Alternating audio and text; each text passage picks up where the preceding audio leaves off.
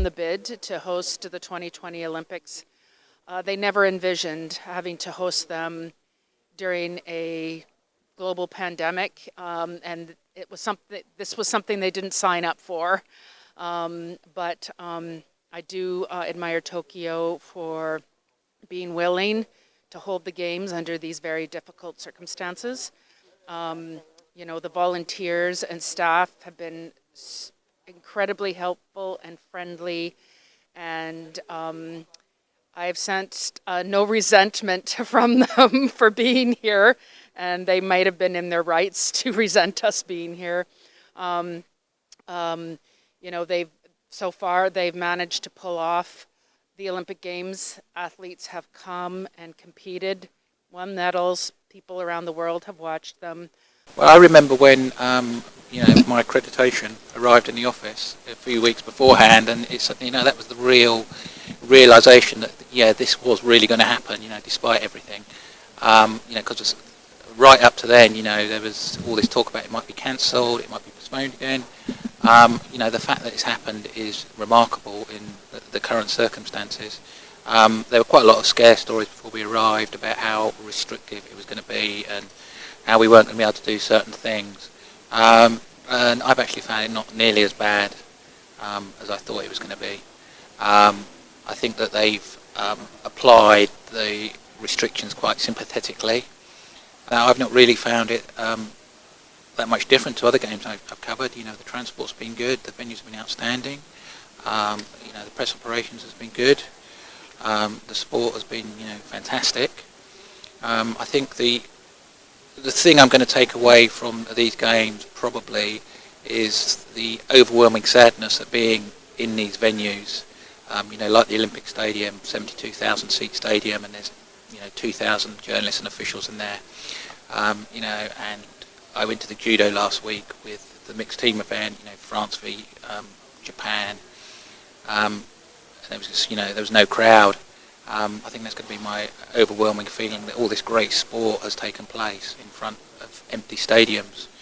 And I think that's reflected in the atmosphere in the city as well. Well, I'm from Canada, so I mean, obviously Andre de Grasse winning gold in the men's 200 meters is a very big story for us at home. I did cover gymnastics the other day, and Simone Biles withdrawing from competition and returning to competition, I think, was a huge story, because athletes are sort of built to push through issues, compete when they feel compromised, and she said no. She felt it wasn't safe, and I think that's a real watershed moment in sport. I think to me that was a really big story, and perhaps among the biggest of the games for me. I think one of the things that you know, Insidethegames.biz will hopefully have reflected is the fact that, you know, the medals have been spread over quite a large portion of the world. You know, countries are winning medals for the first time. You know, some of the new sports I think have been a great success. You know, skateboarding has been, you know, a real great addition, I think, to the program. You know, the sport climbing has been good. The 3-on-3 basketball was really exciting. Again, a sport that would really have benefited from having a crowd. Personally, for me, I've enjoyed the judo. You know, Japan winning 9 gold medals, which surpassed expectations for a country that is the birthplace of the sport. Is fantastic. I do have fears about Beijing 2022, which is only 6 months away. I mean, China has a very restrictive COVID policy, and, you know, it's practically banned all foreigners. I mean, I know, talking to some of the, you know, the winter sports, they're incredibly frustrated that they've not been able to test facilities there yet, or even look at them. And I think some of the restrictions that have been applied here, which I mentioned earlier, have perhaps been applied, you know, quite sympathetically. I think in China they may not be so sympathetic when they come to applying them. I think that is a fear for me and my colleagues.